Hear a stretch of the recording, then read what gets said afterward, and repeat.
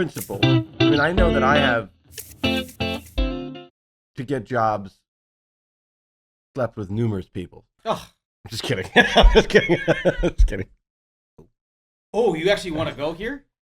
I've actually. I just went there. Okay, I've actually. Welcome to the party. Okay. I've actually had this conversation in private before, never in public. And this is sort of a public thing. So, the Me Too movement, and we could bring in Terry Crews into this. Are you guys? I'm talking about some serious stuff. We're taking selfies. We're taking selfies. Sorry. Um, We have to post, buddy. We got to keep Terry the Crews algorithms is happy. involved in what I'm about to say. There's a bunch of people. Terry involved. Crews? Yeah, in a weird way. Did you know that he was addicted to porn? Openly. Either way, yes. Terry Crews. Openly? Openly addicted to porn. Talks about it all the time. His Anyway. wife left him, and then he went to rehab and has totally turned his life around. His wife's back, and they're better than ever. We'd like to invite you back. That's what he said to her. I'd like to invite Sorry, you. what are you gonna say, man? Good. Terry Crews is involved? I'm in. If he's involved, I'm in. Wait, did you say Terry Crews? We're in. No, it's branching off of what you just said. But All right, I'm going to good. bring in Terry Crews in a minute. But Okay. Wait a minute. movement. What did Terry Crews? Did he make a pass at you to try to? What about J. Crew? The whole Me Can we Too- bring them can in we too? Because I get love their serious with it? clothes. J. Crew. What a great line of clothing. Classic. Never gets old. J. Crew. You're gonna like All the right. way you look. I guarantee it. Men's We Warehouse. guarantee you. Wait a minute. Isn't that the Men's Warehouse there? Men's Warehouse. Also not bad duds. Okay. Go ahead, Matt. Sorry. Oh, it's okay. You No, guys Terry can take Crews. this No, one. Terry Crews is addicted to porn. And you were saying? That's not what I was saying. That's it. I found that on the Running Wild with Bear Grylls episode that he did, which was pretty. Were you talking about it with Bear? in the middle of the Alps or something. It was cold, so it was good to have that conversation. It's tough to be out here. There's no porn out here, is there? Yeah. No, Terry. Thank God. You know, I used to be addicted to that. What? Try this shit. Get that stuff away from me. Try this poop. What? Yeah, eat it. It's all good. A lot of nutrients. All right, it's like placenta. Go ahead. Go ahead, buddy. Come on. Sorry. Go. Me Too movement.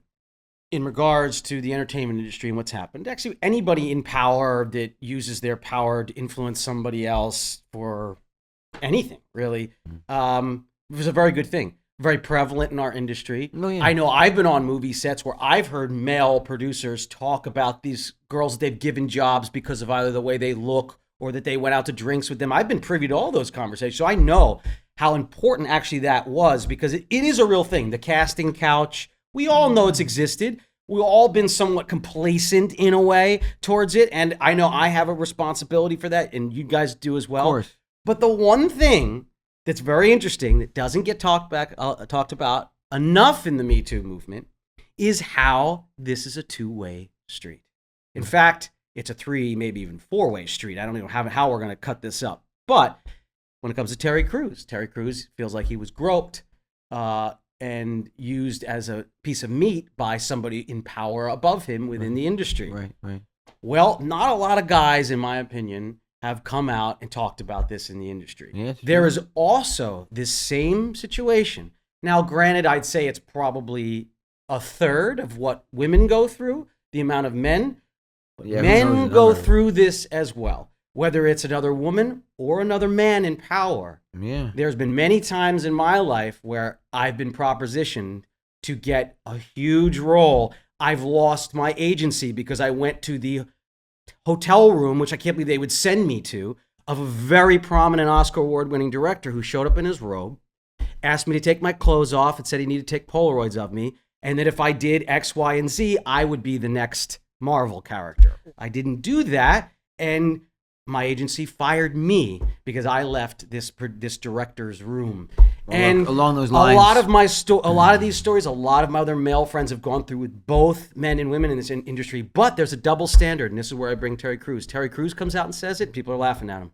right. People don't support him. They kick him out. Why? Because he's a man that represents masculinity, and I think our society is less ready to hear that situation going on with men than they are with women, actually. Look, the bottom line is there's been, a lot of those crossroads, and those thresholds that, of course, I mean, we've all been, part of that. And those moments are tough. And, it's about, I guess, for me, when those moments arose, and they were plenty, obviously, it was just a principle thing for me. I just wasn't going to do it, Yeah.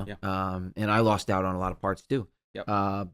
big movie parts, you know. And I know. like you said, I know the guys that went on and did them, and you know, I don't know what situations they were thrust into. I'm not going to even speculate, but I know that it was set up in an infrastructure where that's what was expected. Like So- I said, I had no so, choice. I had right. an agency, a big no, prominent but agency. but that was an infrastructure with Who was that complicit particular with it. part. Like you took that part with that filmmaker or whatever it was, and that, you know, that was expected. So, but for me, it was always a principle thing, and I had those personal boundaries, and I just wasn't comfortable going over those thresholds. You know, nobody's perfect. You know, obviously everybody makes mistakes in their lives, but that was one that I just wasn't going to ever cave on. You know, Well, that's So- what we were raised, so I didn't either. yeah. Principles are important. You know, you have to have. I think you have to have principles. You have to, whatever they are, and they can be different for everybody. But you got to have them. You know, I tell my daughters this all the time because this is something that our parents passed on to us, and you know, me and Pop passed on to us. But it's, you know, I think one of the most valuable things was growing up, you know, and being super famous and everything. You know, especially during those 15 years there. You know, What if you from just ended it after that? the night? What do you mean? One of the most valuable things growing up, being super famous and everything. That's all you said. That's it. So- oh Jesus! Because I was very, Oh, very, God. very fit. No, Jesus. no, it was, you know, is that, and I remember, you know, when it came to those moments where I was going to be out, you know, 16, 17, and like away from the group and family and with friends, and where a lot of those opportunities would come up, or where a lot of those propositions would come up, and they certainly did, and a lot of, you know, the drugs and all that stuff, Oh, it was all you know, it was all sides. everywhere. But Offered to you by the people who are supposed to protect you. right, but you know, it and really it was crystallized in what Mom and Dad used to say, which is that, listen, it's not about us. It has nothing to do with us. I remember Mom saying, it's, you know, and Dad, it's not going into my body. I wouldn't do it ever. It's up to you to decide how much you respect yourself, what's going into your body, or what you're going to do to your body, right? What you're going to let somebody do to your body, whatever that is. And with daughters, and it really hit home to me. Like, and when I would go out and those moments would be there, I would think about it in terms of myself. Like, because so many times as young people, you know, you guys are, screw my parents. They don't know shit. I'm going to do what I want. No one's going to tell me what to do. You know, and that's normal. We've all felt that way at certain times. But when you put it into that mind frame, that framework of, it's you, it has nothing to do with me. Like, do you want to do that to you? Because I didn't do it to me, but I'm your dad or I'm your mom, and I'm here telling you, like, I don't think about what you want to do to you. Mm-hmm. And I'll tell you, man, it really did crystallize so much for me, and I didn't want to do it. I was afraid to do it to myself, so I never did it. And that's a principle that I had that I didn't even realize that I adopted, but because that it was framed within that context, and I you know, it worked with me. Obviously, it doesn't work with everybody, but I've now framed that with my almost 17-year-old daughter, and I'm even starting with my 12-and-a-half-year-old daughter, because unfortunately, life moves fast, and you know, a lot of kids and a lot of peers smoke weed, and it starts there for a lot of kids, and you know, especially with this fentanyl stuff now and all this stuff that's going on, there's a lot of That's scary just times. insane, Well, man. I mean, these poor kids even take what they feel is an innocent joint, and all of a sudden now a drop of that fentanyl stuff, Yeah, it's and they're dead. And you hear about these horrific stories: 9 kids in one junior high. I mean, these poor kids. Now look, you know. Anyway, principles for yourself are important, and it starts young, and they're building blocks of who you become as a young adult, and as an adult, and as a parent, and as a grandparent. And you know what's so weird? Even me sitting It's tough here time. right now, as we're talking about this, and it's like, it's weird because there's this other really weird thing, and I don't know if this has to come down to the peer pressure, because the people who do it don't want to feel like they're any less than the people who don't. Yeah. But a lot of the times, especially for kids, but still even up until now, people look at it as like, you're just a goody two-shoes. And it's like, right.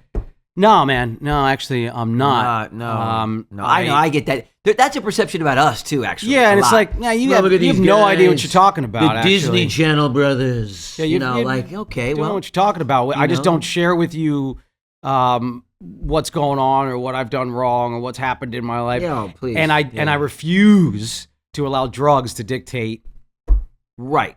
my life. Right. Had nothing to do with that. Honestly, the mentors in my life, not just my parents. Right. I've told this story before about Robin Williams. One of the biggest impacts I took off of that set Yeah. for Mrs. Doubtfire Right. was the fact that when he was on. When he was off, it was really a bad experience for him. Life Right. was terrible for Right. him when he was off stage. And he was not shy about that. And I understand why he was not shy about that, because he flat out told me. He pulled me aside because he knew I was a quiet but kind of perceptive child. He knew I caught on. What if he was like, I was a quiet and He brilliant child? He knew I knew what was going on with him more than some of the other people on set did. Yeah. Also because I was very interested. He used to have this incredible collection of small, tiny iron figurines. Okay. From military to all these, and they were all collectors. And he had this Really? certain. Yeah, he loved these little. I wonder if I reach out to his family, see if they have his collection, because I know that the ones that I bought would be into that collection because I found the ones. Anyway, so I was really into trying to get these exact ones that I knew he would want. Interesting. And so I was constantly going into his room. And, he'd come off stage, go into his room, and everybody would just be like, that's Robin's space. But I was 11 or 12 years old. I didn't have that space boundary. This guy was treating me like he was my second dad. So I was like, open the door and fly into his trailer and be like, so this is what I got an idea, and every time I opened the door, you'd see a guy that comes off a set like beaming with more energy than I've ever, and anybody has ever seen. And then I'd open the door and this is what I'd get. It was so painful for him just to sit there and have quiet. And it was almost like hey. And so he explained to me what was going on. And the end of the explanation was, I don't care what doctors say or what doctors have told me, I know it did it to my brain, Matt. There were 5 years there where I lived on cocaine. Right. He said, after those 5 years of cocaine, even though I got off and I got clean, it chemically changed my brain. Yeah. And now I have to deal with this shit all day, every day. It's stolen my time with my kids, with my wife. It's stolen parts of my career. It's stolen part of my brain from me, and it's destroyed me. So hearing that from a guy that I admired like that, that's it. I wasn't doing that shit. I wasn't touching it. No freaking way. I wasn't the immediate dopamine fix in the moment. It was what happens 5 years down the road when I'm hooked and that's on the it, thing. And it's destroyed my That's brain. the thing. And a lot of these young people today, it's all about, man, we're young, we're So living in the I moment. chose to work my freaking ass off. Right. Call that a goody two shoes? Fine. Call it a know. goody two shoes. I know. That's what I'll be happy to be then, because I just worked. I just went to school, played sports, and worked, and knew that was more important than freaking getting high. Like, And what? that's what- and that's all bullshit. By the way, I didn't escape. I did try every drug on the planet. By the way, Right. But what I learned again real fast was that these were all bullshit experiences, bullshit people. It wouldn't matter a thing from now, except the fact that I'd be hooked on some drug in the future and destroy my life. Yeah. So for all this bullshit that didn't matter. Yeah, and for me, you're absolutely right. For me, I just never fucking touched the shit. And I was hooked on work, I was hooked on sports, I was hooked on relationships. I looked forward every year. The highs for me were Christmas. I swear to God. I know. Count down to Christmas, dude, and Thanksgiving, and being in New York with you guys and doing the Macy's Day Parade and going to Radio City Christmas Spectacular, which, by the way, is one of the best shows on the planet.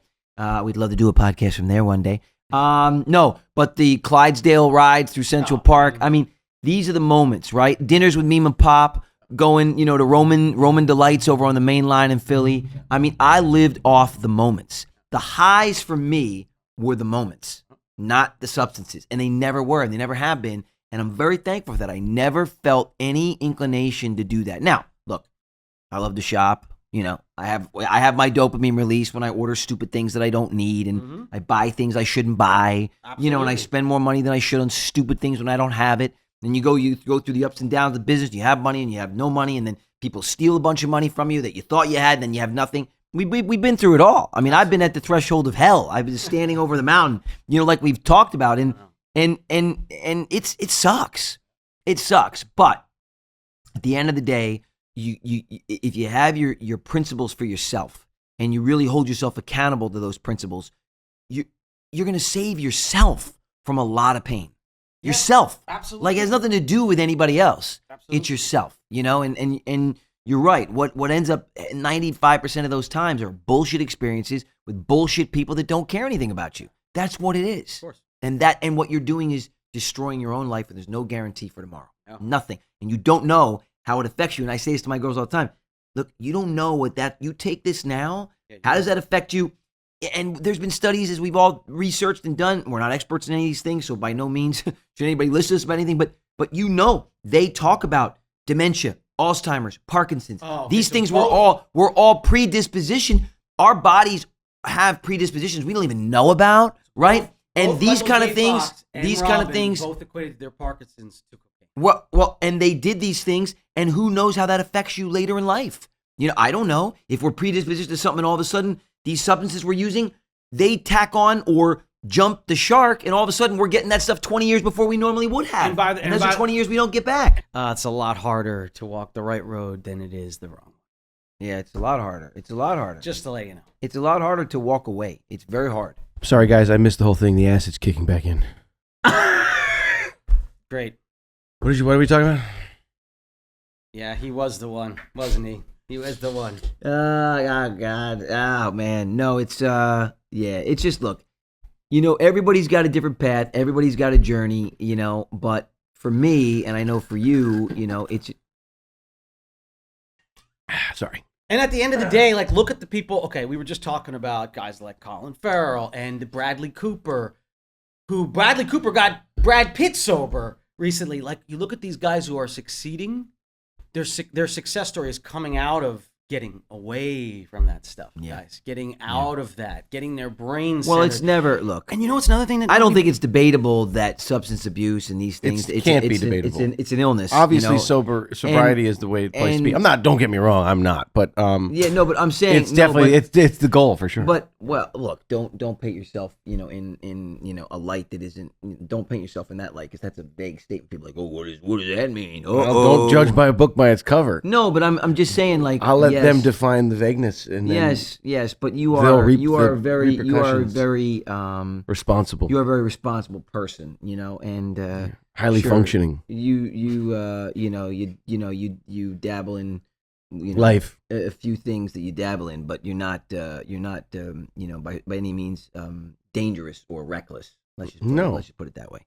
Because let me tell you something, I wouldn't stand for that, and neither would he. No, because so we both kick your ass. I don't care how wide you are. Here's the things that I'd be looking for. If you were to turn to me and be like, I have this completely under control, then I'd be like, oh, red flag, he doesn't. No. There's a problem. No. You don't if you say stop that. telling me that I'm your favorite brother, if you stop telling me exactly. that I'm amazing, then I'm going to be like, what the hell's going on with Andy? We got to have a little intervention. I am no longer his favorite. The guy must be on drugs. No, But with all, in all fairness to you, Andy, I mean, sure, there's, you dabble in the good stuff, I guess, or whatever the hell you call that stuff. But Lethal Weapon, was it 2 or 3? What? I need the guns, the ammo, the good stuff. Yeah. You'll get the guns, the ammo, right? the good You'll stuff. get the guns. No. Wait, which guy was that? It's got to be. It's the ice. When Joe Pesci's been shot and he's like, I'm cold. Because you're laying on the ice. Oh yeah. Oh yeah. Oh, the hockey game. Yeah. I think it was 3. It must have been 3. Yeah, it was 3. Yeah. Anyway, it's no, it's look, man. And there's a whole nother element that again has become politically charged, which politically, I am so confused by this one. And that is, and you know what? I heard Tyler Perry say this the other day, and I was like, you know what? That's actually really cool. What he's saying is, and he basically said this, and this will feed you into where I'm going with this, that become politicized in some way and turn negative and all this kind of stuff. He was like, and he said this, he's like, look, even if you're not a very religious person, you don't hold that kind of faith or anything like that, at least introduce your kids to it. Because let me tell you something, they're going to get addicted to something, and you'd rather have them addicted to religion and to being a good person and to knowing the 10 Commandments and having faith, at least in something that's greater than yourself, than getting addicted to drugs or to bad social cliques or to social media or to anything like that. And I'll tell you what, as I get older, the one thing I find that tends to be missing a lot of times is at least the openness to something that's bigger than you, because then you realize it's not about you. And it's not that you're going to lose what it is that you're giving out, because it's not a self-prophecy. You're going to lose what God could do through you, or what the universe or the higher power, whatever you want to call it, because it's all there, can use for you to do through you. Absolutely. What you can do to other people. A vessel. Whatever it is that you. What your purpose is. What are you going to miss that's going to greatly affect the people that you love? Who knows what your potential could possibly be? And again, it's so funny. This is where science and religion completely overlap with each other. It's like whether you call it God or a Converge. higher power or the creator of the universe, whatever you want to call it. For goodness sake, guys, it's impossible for anybody to go, well, I believe in this science and have faith in this science, but I won't have faith. There's something bigger than me out there. Right. You know, it's like, come on. Right. And at the end of the day, This makes me angry. politics is power. And Very they get more if we're divided. Sparta! For Sparta. They Right? get more if we're divided than great- if we're together. A great analogy That's it. analogy on this one you'll see flying around social media right now, and it's a really very true, very very interesting science experiment. You take 100 black ants, you take 100 red ants. I've actually done this experiment, and you put them in an ant colony, They get along. He's collecting ants. Oh yeah, I always have. I always Yes. have. Red? Good. have. Another red. Damn it. Always have. Black. Always have. Sounds some Always have. strange. I Wow. used to keep fire. So my first experience with ants. Population in my control of kindergarten- ants? In my What are you kindergarten doing? school, there was a colony of fire ants that bit a kid, and he had an allergic anaphylactic shock. So they had to annihilate the ants. So what did you do? So I grabbed. You harvested the fire I ants. smoked out the female. This was in kindergarten. Smoked out? We're just talking about how Smoked bad out. drugs are. Now you're talking about smoking So- out fire ants when you're a little kid? I found a pack of, because back then, a lot. If you don't remember, as a kid, you had access to the pack of. Come on, fire ants! You had access to a pack of matches. Smoking? A lot, Yeah, of because course. people smoked and lighters weren't a thing. They mostly had packs of matches. So as a kid, you could find packs of matches everywhere. Our grandfather, he smoked when he quit, but he smoked. Yeah. So I'd grab his pack of matches. I'd light a piece of bark. Are you talking about fire? and you dig a hole next to the actual Jesus. entrance to the ant colony, right? Yeah. You light the little fire over it, and then you pump the smoke through the ant colony. God. It forces they want to save the female. Right, so she comes force out the female. first. So I caught a bunch of red ants, put them in. It was Easter time. Put them in an Easter egg. So rather Problem was, I than put it in my pocket because I didn't want to tell anybody, and then I forgot, and they got out. And they bit me. You know what? I remember Mom that. knows about this. I remember that. But anyway, my point of it is, I have quite a bit. Andy of had something like that called fire crotch, but it wasn't quite for the same thing. Again, Not that's true. true. And again, they It's don't in his know- 20s. He had the That's same true. thing. not It's true. the Very same true. thing. I remember when. Oh, remember that old fire They're- crotch? yeah, they love the Like, Andy, bits. what's going They on love the down there? shtick. Yeah. But so all anyway, about the shtick. again, growing up, Andy, I don't know, maybe you missed this, but Joe used to. It's all that training. Ant experiments were a part of All every that- school room. Yeah, we had Early are you on, kidding? early And farms, training. and farms. It was a big gift. So, and you're just too young to No, remember. I Don't do this. wasn't asphyxiating ants and collecting I them in didn't Easter asphyxiate eggs. them. I didn't I'd asphyxiate. let the population do its own No, they were going to thing exterminate them. and live. They were going to die. He was relocating them did he into an Easter egg into his into his pocket? pants. Yeah, and I was going to He read. Sounds like- relocated them to his balls. Sounds like he's a dictator. and they loved, Anyway, they loved ants. his balls. Anyway, They're like, so- look at this. Well, we thought we had fun in the dirt. Check out these mounds. Let me just get the analogy out. See, Blah, blah, blah, blah. because basically coming back, because nobody's going to know what the hell Motorboat it's these about balls. anymore. Well, coming back to when you said that they like to stoke the fire because they want everybody fighting. They were It's stoking 100% something. true because fear dictates power. Yeah. That's exactly what's What going on right now. fucking experiments were you doing No, on wait. these ants? But here's the experiment. and it's Psychological not warfare me. on It's fucking not ant colony, me. dude? I've The seen- Manchurian candidate for I've ants. Really? seen this happen. In fact, when you used to get the ant farms, they say careful of vibrations because vibrations can trigger the ants to think that there's a problem. How did you create the vibrations? Put my lips up onto the glass and went. You dictate the Gettysburg Address. Watch what they do. And 7 years ago. It's like, what are you talking about? Matt. You're gonna leave us with the Just go idea Matt. of collecting fire ants, putting them into an ant colony, creating vibrations, and then nothing? Matt, continue. Finish your story. I don't even know how. Come on. I really died. What are you talking about? You're saying, no, you were talking about the Where were vibrations. you going with this story? You were talking about the I vibrations. don't think he forgot. I don't think he ever knew to begin with. No, I know where it goes, and I know All right. the whole point of the story. Okay, come on, we'll finish it. Do it. Go. It seems perfectly right. Actually, we need it. You're to running save out of this time. moment. Go. This is not me. This is coming Science. From I know. No, not even from science, but coming from like some Bear of the Grylls? best writers and Oh. philosophers and some things of- all over the world. some of- This isn't coming from me. Okay. Here, do me a favor. Switch seats. No. Yep. Switch seats. No, because you're the one that's dictating this podcast. So go take your podcast. Well, then they're gonna have to. and then you can come up with the analogies to get the conversation Okay. going. Okay. I will. Go ahead. Hold I'm on. sorry, they're gonna probably have to. Hold on. readjust your camera, ahead. though. Hold on. Go Hold ahead, on.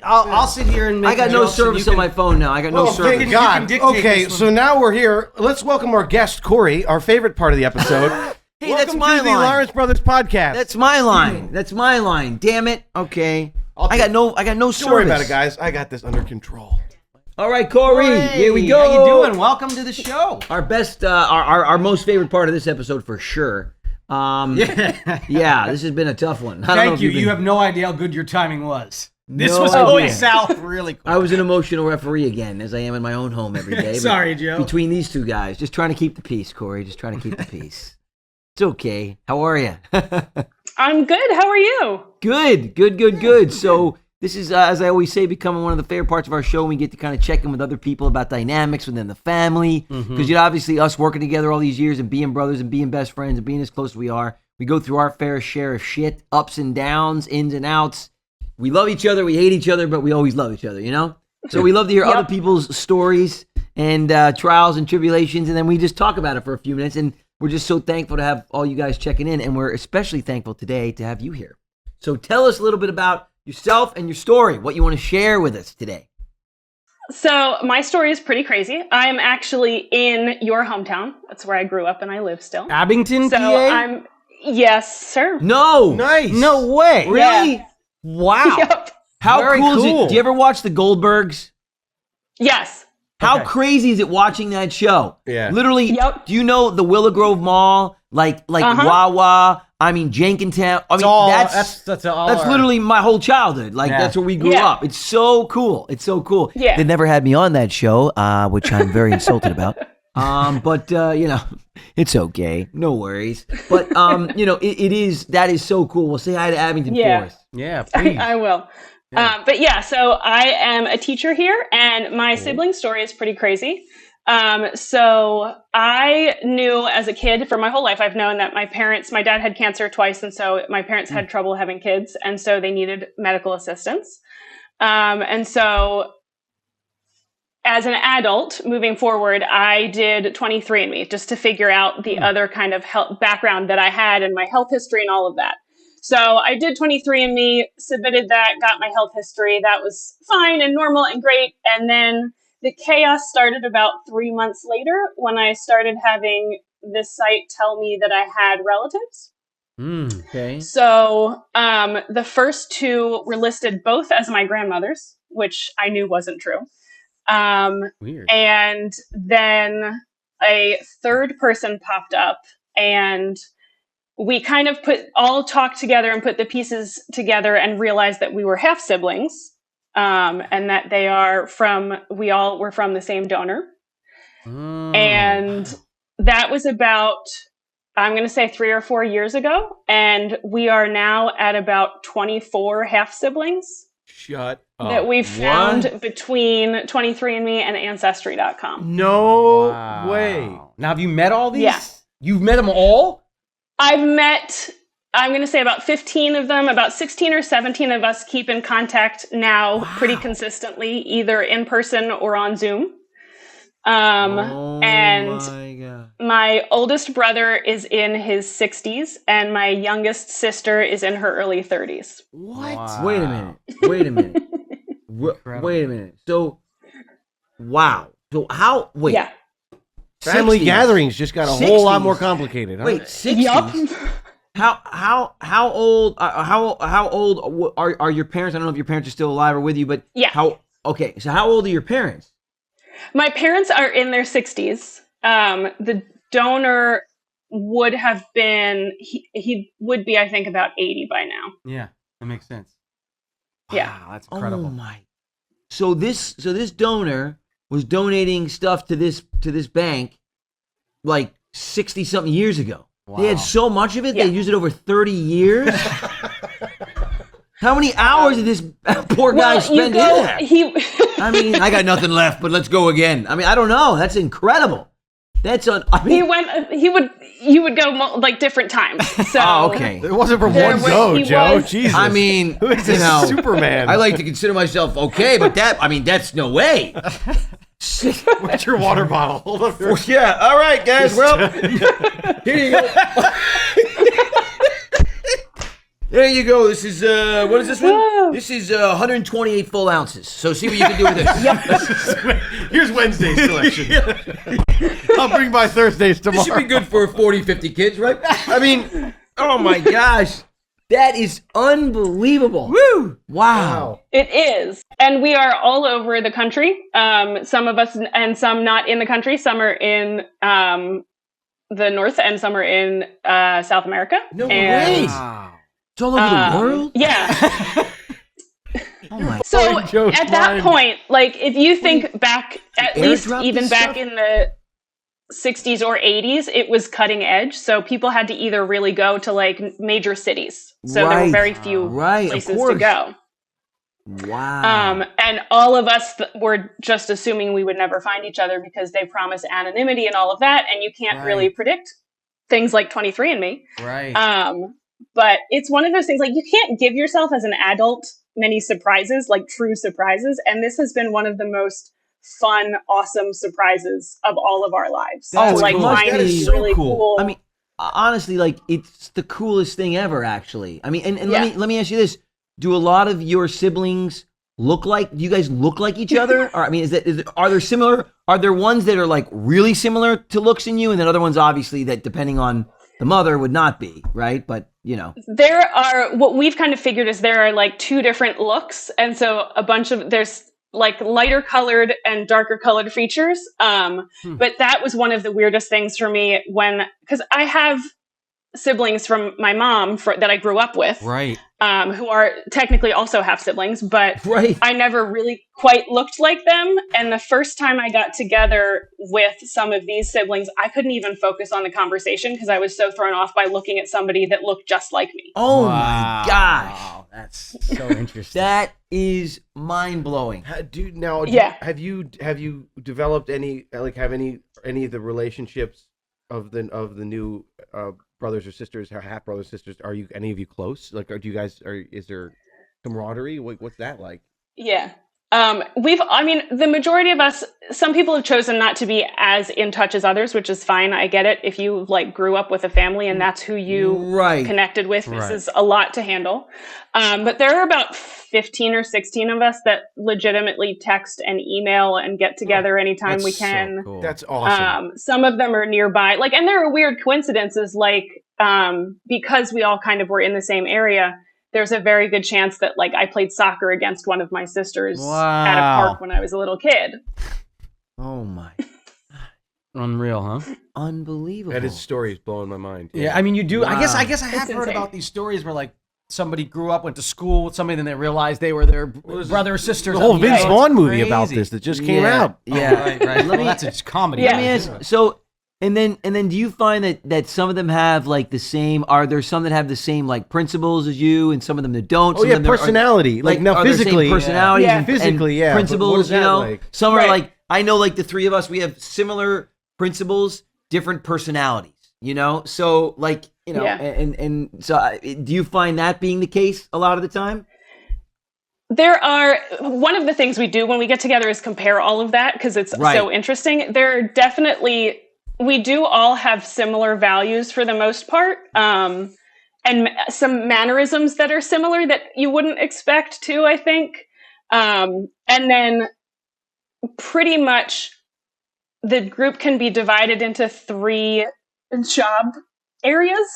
A lot of us are educators, a lot of us are in the medical profession, and then some people are in tech, but it's pretty much divided that Wow. way. equally. So there's that's a good study on the whole nature nurture thing, you know, because it's Yeah. like you've got these similar gene pools being raised in all these different environments, but yet there are still these clear similarities. It's very cool. I really like that kind Yeah. of stuff. Did you ever hear about the fire ant I was about to say, story? Does it never hear the analogy about the fire ant? Matt, why don't you explain the this? black and the red ones? Explain the fire ant Matt analogy. smoked some out, but he had an analogy. Actually, Andy knows this analogy really well. Why don't you take it? Andy? Basically, you stay away from fire ants because they bite, and black Okay. ants are good. I've heard that fire ants bite. That's Yeah. good to know. Thank you. Matt mined some, put him in an Easter egg, and put him in his pants. And then when he they was a little exploded Kid. in his They crotch. exploded, and he got fire crotch. This really wasn't the point That's of the awful. story. Yeah, it wasn't, but It's not exactly. I'm sure it what happened. wasn't, but And this is- Andy had fire that's what crotch, but it was happens with different. That's not siblings. true. That's a made up fact. was But different. we did spend 45 minutes talking about Matt's fire crotch before you joined the conversation. Honestly, Oh, we're so perfect. thankful. That's one of the coolest stories I've ever heard. And I'm telling you, like, you. I'm so thankful because we needed that today. We were having a tense moment before we patched you in. Gotcha. And I'm kind of, I have daughters, so I'm just over a lot of tension right now, because I'm one of the brothers. I don't want a lot of tension.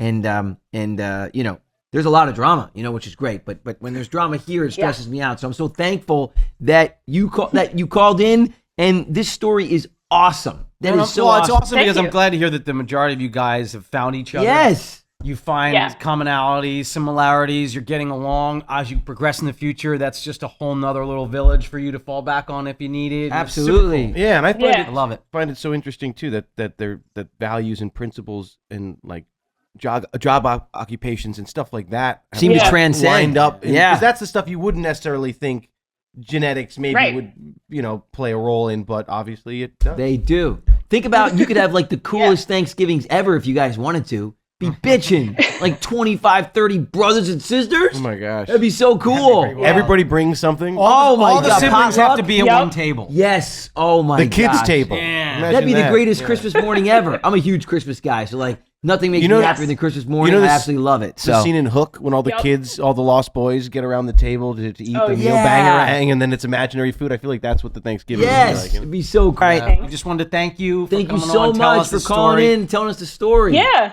We really Thank are you for grateful. having me. We're gonna hopefully be able to do this a long time and check back with everybody. So Yeah, we'll we're gonna- hopefully circle back with you. All right. Yeah, that'd be awesome.